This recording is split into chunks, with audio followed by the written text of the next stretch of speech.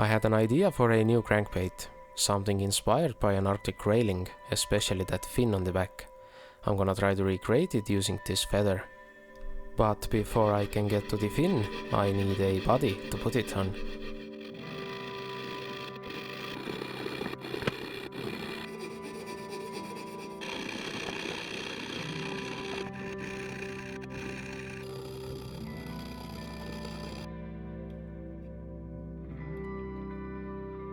I cut the shape slightly outside the lines, so I can clean it up more precisely with a rasp.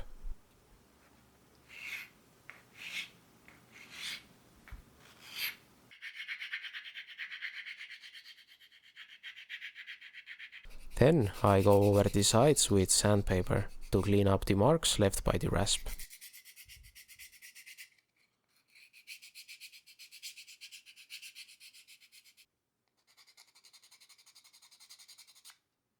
Now I'm gonna mark out the thickest part of the side profile.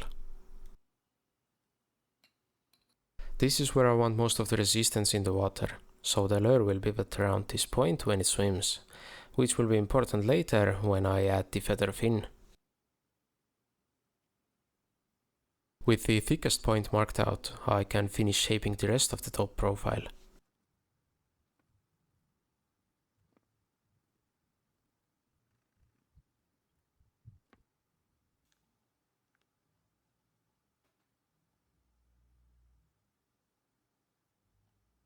Now I cut the top profile out, following the lines with a fret saw.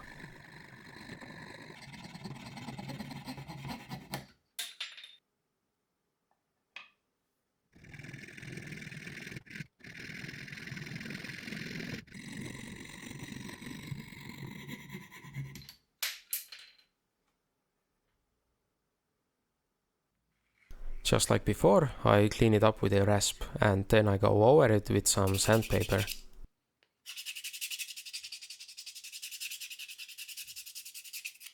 Next I make a single cut to mark out the lip slot. I like to do this before rounding the body, while everything is still easy to line up.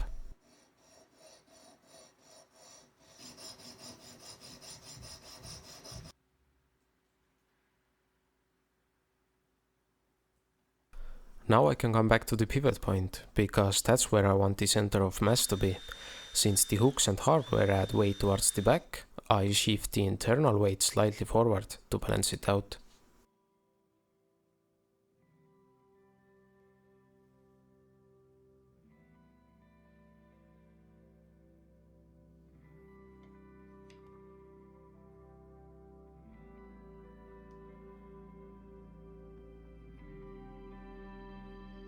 With the weight secured, I can move on to marking out the chamfer lines.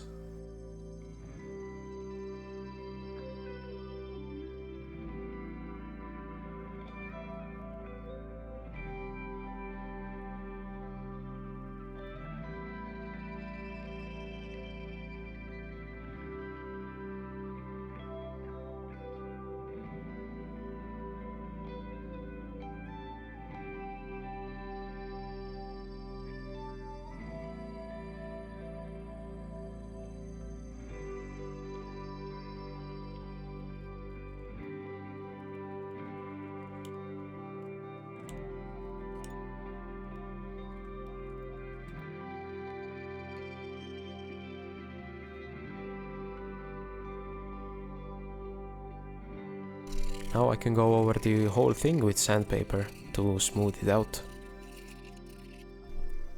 I started with 150 grit sandpaper, and now I move to 240 grit.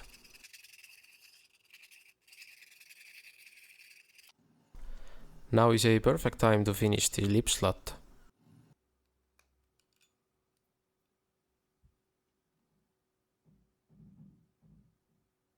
Normally I seal my lures with UV resin, but since this one is small and lightweight, I'm using super glue instead. It soaks into the wood without building up a thick layer, so it keeps the shape nice and crisp. When using super glue, the surface preparation becomes more important, since it doesn't hide imperfections like thicker coatings can. For this lure I'm making the lip a bit larger than usual. The feathers will add some extra drag, so I'm hoping the bigger lip will compensate for that.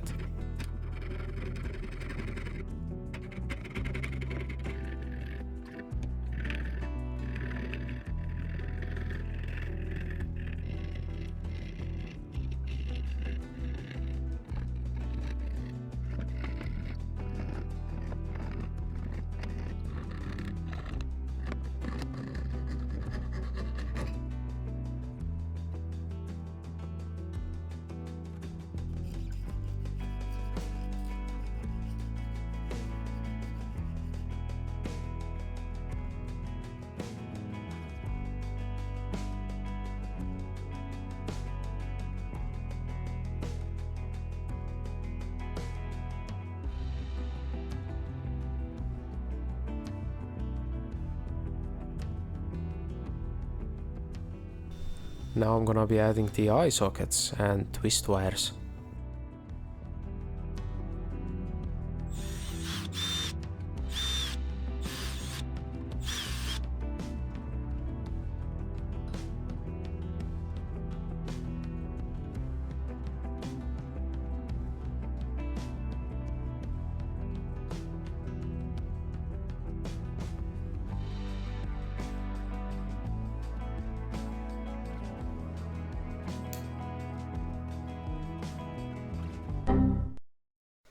So I misjudged the length of the middle twist wire. This twist wire is already glued in and there is no way to remove it without damaging the lure. To be honest, in this moment I wasn't sure how to fix this, so I just started to remove the blown out bits of wood.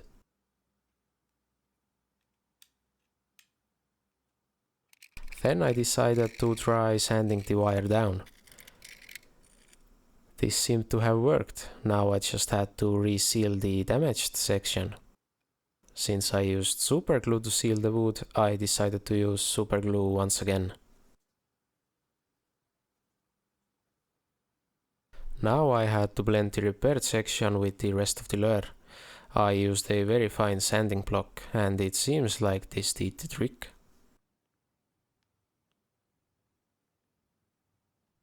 Now I can finally finish adding the last twist wire, and after that it's time for painting.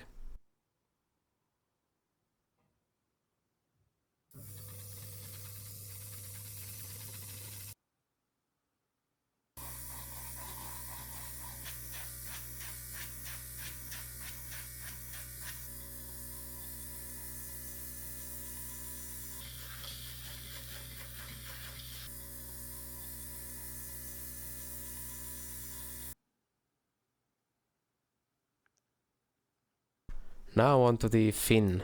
I decided to use the meat section of this feather. I trimmed this section down to just one side, leaving the stem intact. For now I'm securing it to the top of the lure with super glue.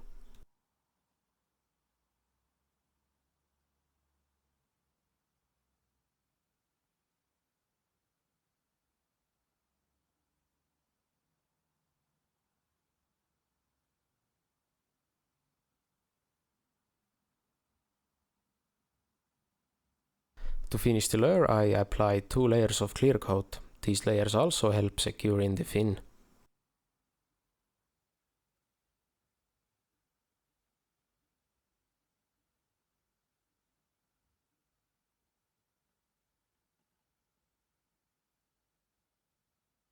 I also used the same feather to tie a tail for this lure. So guys, I've finally made it to the river and I've tied on my recently made lure here. It's time to find out if it even works.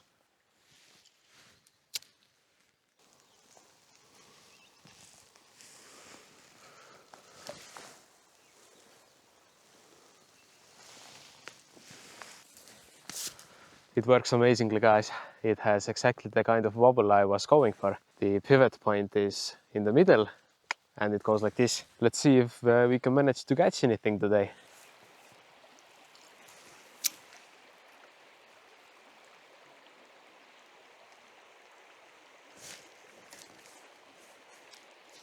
had to take.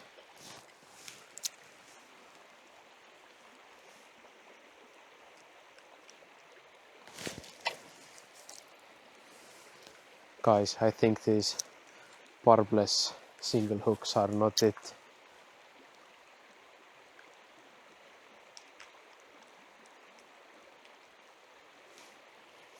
The fish is right over here.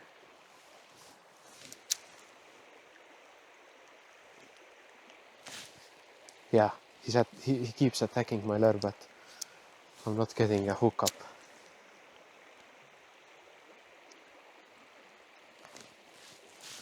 Got him! Oba!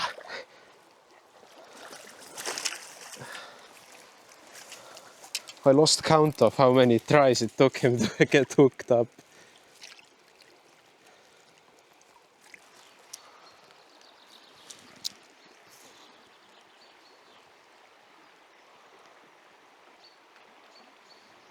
Oba!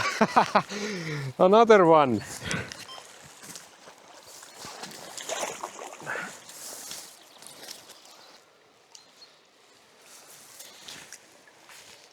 Oba!